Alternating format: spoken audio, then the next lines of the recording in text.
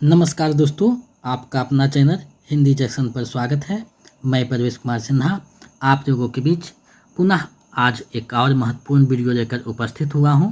अगर आप नए हैं तो चैनल को सब्सक्राइब कर दें और बेल आइकन को दबा दें ताकि आने वाला वीडियो का नोटिफिकेशन आपको मिलता रहे। दोस्तों, जैसा कि आप सभी को पता है कि एस्टेट का तैयारी हम लोग कर रहे हैं, तो उसी से संबंधित आज एक और महत्वपूर्ण टॉपिक लेकर उपस्थित हुए हैं। तो आप लोग वीडियो के अंत तक बने रहिएगा और एक एक पॉइंट को अच्छे से देखिएगा। अंत में जो PYQ MCQ है उसको देखिएगा ताकि आपको समझ में आ सके कि कैसे प्रश्न पूछा जा रहा है, कैसे पूछा जाएगा। तो इन सारी चीज़ों को देखिएगा इस वीडियो में। तो चलिए देखते हैं आज कौन सा टॉपिक को देखने वाले हैं। तो दोस्तों, जैसा कि आप देख पा रहे हैं, आधुनिक काल प्रगतिवाद, यानी आज हम लोग आधुनिक काल के प्रगतिवाद को पढ़ेंगे, जानेंगे और इससे संबंधित जो महत्वपूर्ण MCQ है, PYQ है, उसको भी देखेंगे। अगर आप Bihar state 2025 paper 2 Hindi PGT का तैयारी कर रहे हैं तो ये वीडियो जो है आपके लिए काफ़ी महत्वपूर्ण होने वाला है, क्योंकि सिलेबस के अनुसार प्रगतिवाद को पढ़ना है आधुनिक काल में, तो उसी को हम लोग इस टॉपिक में देखने वाले हैं। तो आप लोग वीडियो के अंत तक बने रहिएगा। अगर आप BPSC 4.0 का तैयारी कर रहे हैं या फिर किसी स्टेट का PGT TGT EMRS के भी इसका तैयारी कर रहे हैं तो उसके लिए भी ये जो वीडियो है काफ़ी महत्वपूर्ण साबित होगा, लाभप्रद साबित होगा, क्योंकि प्रगतिवाद से हमेशा हर एक एग्जाम में प्रश्न 1-2 पूछा जाता है। तो आज हम लोग प्रगतिवाद को देखेंगे, समझेंगे और इससे संबंधित महत्वपूर्ण बिंदुओं को जानेंगे। अगर आप बिहार स्टेट पेपर 2 हिंदी का नोट्स पाना चाहते हैं तो हमारे नंबर 726181 5307 पे 199 रुपया किसी भी माध्यम से गूगल पे, फ़ोन पे, पेटीएम कर दीजिए और उसका स्क्रीनशॉट लेकर इसी नंबर पे व्हाट्सएप कर दीजिए। तो हम इधर से नोट्स प्रैक्टिस सेट भेज देंगे, जिसको आप अच्छे से 2-3 बार पढ़िएगा। आपका लगभग 90% तैयारी हो जाएगा। इन सारी चीज़ों को रखते हैं तो अलग से कहीं भी नोट्स प्रैक्टिस सेट देखने की आवश्यकता नहीं, काफ़ी है। तो आप लोग हिंदी जंक्शन से जुड़े रहिए। हिंदी जंक्शन पक्का सजेशन जो टैग है उस पर खरा उतरता है। तो आप लोग वीडियो के अंत तक बने रहिएगा, एक एक प्रश्नों को देखिएगा और अंत में आपका 20 MCQ में कितना सही हुआ कमेंट करके बताइएगा।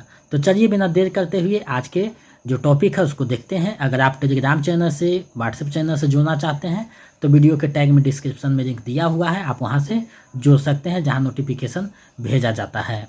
साथ ही अगर आप पिछले वीडियो को नहीं देखे हैं, 7 क्लास हुआ है तो प्ले लिस्ट बना हुआ है, प्रैक्टिस सेट जो हुआ उसका भी प्ले लिस्ट बना हुआ है, दोनों का लिंक यहाँ पे लगा हुआ है वीडियो के डिस्क्रिप्शन में, आप वहाँ से देख सकते हैं। तो चलिए बिना देर करते हुए प्रगतिवाद को जानते हैं, समझते हैं और प्रश्नों को देखते हैं। तो दोस्तों, जैसा कि आप देख पा रहे हैं, आधुनिक काल प्रगतिवाद, यानी हम लोग प्रगतिवाद को देखने वाले हैं आधुनिक काल में। तो प्रगतिवाद एक अपने आप में महत्वपूर्ण टॉपिक है, तो उसी को हम लोग देखेंगे और मेरा उद्देश्य है कि छोटे छोटे टॉपिक में जो है हर एक टॉपिक को अलग करा जाए ताकि जो है समझने में आसानी हो। तो देखिए, आधुनिक काल के जो प्रगतिवाद है उसके बारे में कहा जा रहा है कि सामान्यतः सन 1936 से 1943 ईस्वी तक हिंदी कविता के इतिहास में एक विशेष आंदोलन चला जिसे प्रगतिवाद के नाम से जाना जाता है। प्रगतिवाद का अर्थ विशुद्ध मार्क्सवादी विचारों से लिया जाता है। अब देखिए, यहाँ 2-3 बात आ गया कि प्रगतिवाद का जो शुरुआत है आंदोलन का वो कब हुआ, तो 1936 में हुआ और ये जो है मार्क्सवाद से प्रभावित है। राजनीति में जो मार्क्सवाद या समाजवाद या फिर साम्यवाद है, साहित्य में वही प्रगतिवाद है। प्रगतिवाद का संबंध मार्क्सवादी आंदोलन से है। इस आंदोलन का शुरुआत पाश्चात्य देशों में हुआ। वर्ष 1935 ईस्वी में EM फोस्टर ने पेरिस में प्रगतिशील लेखक संघ की स्थापना किया, जो साहित्य के माध्यम से समाजवादी विचारों के प्रचार को साहित्यकार का लक्ष्य घोषित किया गया। अब देखिए, EM फोस्टर और मौर्कराज आनंद जो है ये दोनों मिलकर के जो है प्रगतिशील लेखक संघ की स्थापना करते हैं विदेश में। भारत में प्रगतिवाद की शुरुआत 1936 ईस्वी से इसलिए मानी जाती है क्योंकि इसी वर्ष लखनऊ में प्रेमचंद की अध्यक्षता में प्रगतिशील लेखक संघ की स्थापना हुई। प्रगतिवाद ने छायावाद की भाषा, आध्यात्मिकता, व्यक्तिकता तथा काल्पनिक करुणा इत्यादि का विरोध किया और सामूहिकता, वर्ग संघर्ष, सर्वहारा के विजय के स्वर को स्थापित किया। मार्क्सवाद का द्वंद्वात्मक भौतिकवाद प्रगतिवाद काव्य का आधार है। प्रगतिवादी कविता की भाषा, बिंब, शब्द, मुहावरे, चित्र जनजीवन के बीच के हैं तथा इसी शैली इसकी शैली जो है उपदेशात्मक है। अब देखिए, युगांत लिखकर पंत जी ने युग की अंत यानी छायावाद के अंत की घोषणा की तथा युगवाणी में इन्होंने प्रगतिवाद के युग की वाणी कहा। उन्होंने रूपाभ नामक पत्रिका में प्रगतिवादी विचारों को और अधिक स्पष्ट किया। अब देखिए, यहाँ 5-6 बातें निकल कर आई कि युगांत को जो है छायावाद का अंत की घोषणा करते हैं और युगवाणी में नया स्वर देते हैं प्रगतिवाद का। और इसमें जो है सर्वहारा का बात किया गया है, वर्ग संघर्ष का बात किया गया है। तो प्रगतिवाद जो है मार्क्सवाद से प्रभावित है पूर्णतः, ये ध्यान में रखना है। प्रश्न पूछा जा सकता है कि हिंदी में कौन सा वाद जो है मार्क्सवाद को लेकर चला, तो ये जो है प्रगतिवाद है। अब देखिए, प्रगतिवाद के संबंध में जो विभिन्न विद्वानों के मत है उसको हम लोग देखते हैं। तो रामविलास शर्मा लिखते हैं कि हम में से कई लोग साहित्य में प्रगतिवाद नामक धारा का प्रतिपादन करने लगे हैं। समकालीन साहित्य की अन्य सभी धाराएं इससे बाहर कर दी गई थी। सभी देशभक्त लेखकों का संगठन बनने के बदले वह अनेक धाराओं में केवल एक धारा का प्रतिनिधि बना। आगे अज्ञेय जी लिखते हैं कि प्रगतिवाद ने सत्य का राजनीतिकरण, सपाटीकरण, संकुचीकरण कर दिया, जबकि कड़ा सत्य जीवन इतने बंधाए नहीं हैं। डॉक्टर नगेंद्र लिखते हैं कि प्रगतिवाद समाजवाद की ही साहित्यिक अभिव्यक्ति है, यानी सभी समाजवाद का जो साहित्यिक अभिव्यक्ति है वही प्रगतिवाद है। बच्चन सिंह लिखते हैं कि प्रगतिवादी कवियों ने दस्तावेजी कविताएं काफ़ी संख्या में लिखी है। और सुमित्रानंद पंत लिखते हैं कि प्रगतिशील कविता वास्तव में छायावाद की ही एक धारा है। दोनों स्वरों में जागरण का उदात्त संगीत मिलता है, एक में मानवीय जागरण का, दूसरे में लोक जागरण का। तो ये जो है विभिन्न विद्वानों के कथन थे। अब देखिए, प्रगतिवाद के जो प्रमुख कवि हैं, यहाँ से पूछा जाता है कि इनमें से कौन प्रगतिवाद के कवि नहीं हैं या कौन हैं। तो एक एक जो पॉइंट है उसको अच्छे से देखते चलिएगा, क्योंकि परीक्षा की दृष्टि से जितने भी चीज़ें महत्वपूर्ण है उसको मैंने यहाँ समाहित करने का प्रयास किया है, ताकि एग्जाम में आपका कहीं से भी कोई दिक्कत का सामना ना करना पड़े। तो प्रगतिवाद के जो प्रमुख कवि है उसको देखते हैं। सबसे पहले केदारनाथ अग्रवाल को लिए हैं। इनका जन्म 1911 ईस्वी को कमासित बांदा में तथा मृत्यु 2000 ईस्वी में हुआ। ये अपनी काव्य यात्रा के आरंभिक दौर में बारिंदु उपनाम से रचनाएं करते थे। केन नदी से अत्यधिक लगाव के कारण इन्हें केन का कवि भी कहा जाता है। ये देखिए महत्वपूर्ण बिंदु है। अब देखिए, केदारनाथ अग्रवाल की जो महत्वपूर्ण रचनाएं हैं उसको हम लोग देखते हैं। यहाँ देखिए रचना है, इधर प्रकाशन वर्ष है, इधर रचना है, प्रकाशन वर्ष है। तो सबसे पहले युग की गंगा है 1947 में, नींद के बादल है 1947 में, रोक और अरोक है 1957 में, फूल नहीं रंग बोलते हैं 1965 में, आग का आईना है 1970 में, गुदमेहदी है 1978 में, पंख और पतवार 1979 में, मार प्यार की थापे 1981 में, अपूर्वा 1984 में, आत्मगंध 1988 में। अब केदारनाथ अग्रवाल की जो पहली काव्य संग्रह है युग की गंगा है। अब देखिए, बच्चन सिंह देखिए लिखते हैं कि जहाँ तक प्रकृति चित्रण का संबंध है, केदार छायावादोत्तर कविता के सुमित्रानंद पंत हैं। यानी छायावादोत्तर कविता के जो सुमित्रानंद पंत हैं वो बच्चन सिंह मानते हैं केदारनाथ अग्रवाल को। सतपुरा के जंगल इन्होंने। आगे बढ़ते हैं, आगे है नागार्जुन। नागार्जुन का भी जन्म 1911 को तरौनी दरभंगा में तथा मृत्यु 1998 को हुआ। इनका मूल नाम जो है वैद्यनाथ मिश्र है। इनका पहला साहित्यिक नाम यात्री। ये संस्कृत और मैथिली में इसी नाम से कविताएं लिखते थे। इनको मैथिली रचना पत्रहीन नग्नगाछ के लिए साहित्य अकादमी पुरस्कार से नवाजा गया। यानी मैथिली में इन्हें साहित्य अकादमी पुरस्कार मिला है। इनकी जो प्रमुख कृतियां हैं यहाँ आपके समक्ष प्रस्तुत किया जा रहा है। इधर देखिए रचना है, इधर प्रकाशन है। वहाँ युग की गंगा था केदारनाथ में, यहाँ युग की धारा 1953 में, सतरंगे पंखोबारी 1959 में, प्यासी पथराई आँखें 1962 में, भस्म अंकुर 1971 में, तालाब की मछलियाँ 1975 में, खिचड़ी विप्लव देखा हमने 1980 में, तुमने कहा था 1980 में, हजार हजार बाहोबारी 1981 में, पुरानी जुतियों का कुरस 1983 में, इस गुब्बारे की छाया में 1989 में।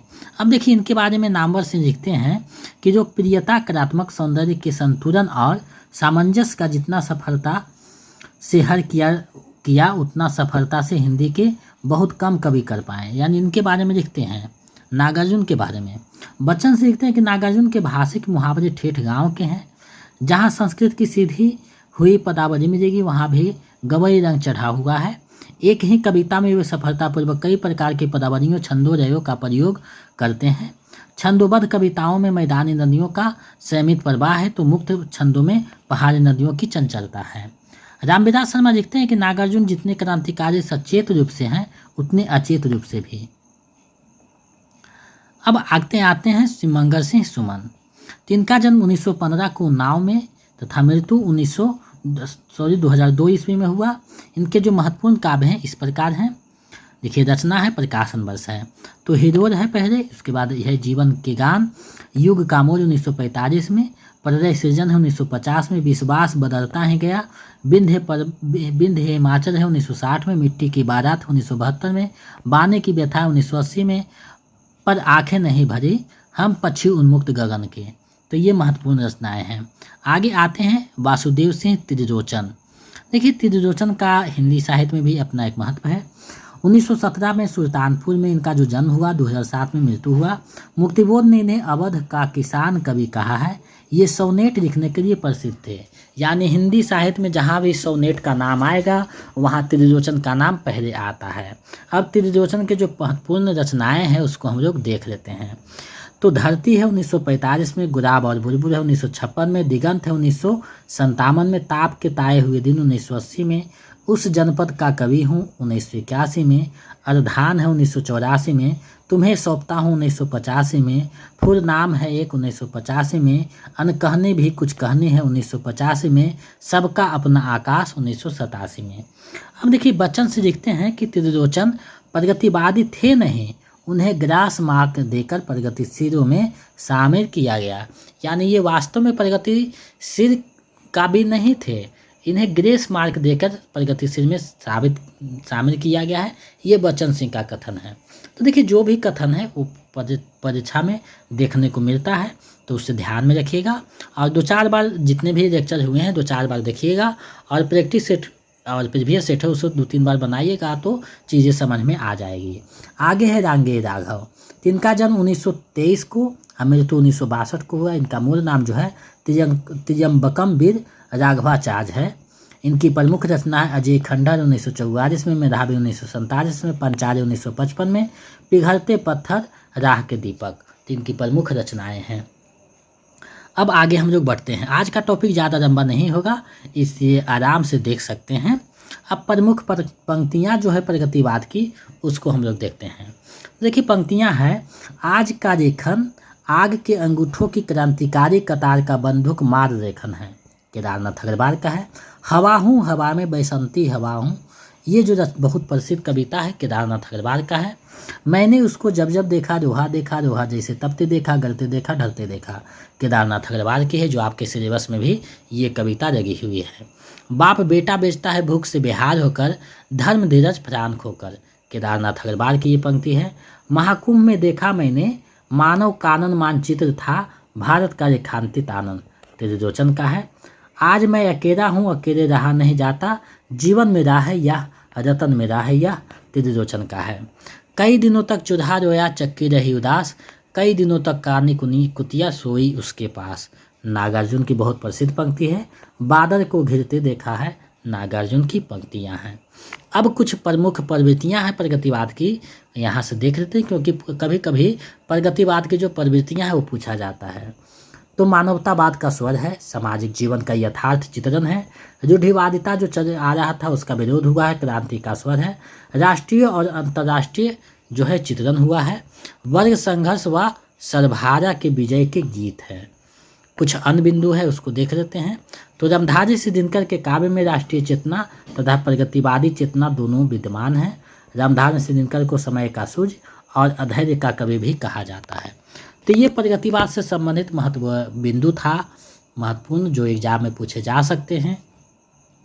और जो कुछ यहाँ पे है और जो कुछ छूट गया है उसको प्रैक्टिस सेट में समाहित कर दिया जाएगा। तो आपको ये नहीं सोचना है, 2-4 पॉइंट जो छूटा हुआ है प्रगतिशील से संबंधित, जो प्रगतिवाद है उससे संबंधित, तो वो आ जाएगा प्रैक्टिस सेट में। अब देखिए, यहाँ प्रश्न पूछा जा रहा है, वैकल्पिक प्रश्न है, MCQ है, PYQ है, तो इसको आप लोग देखिएगा।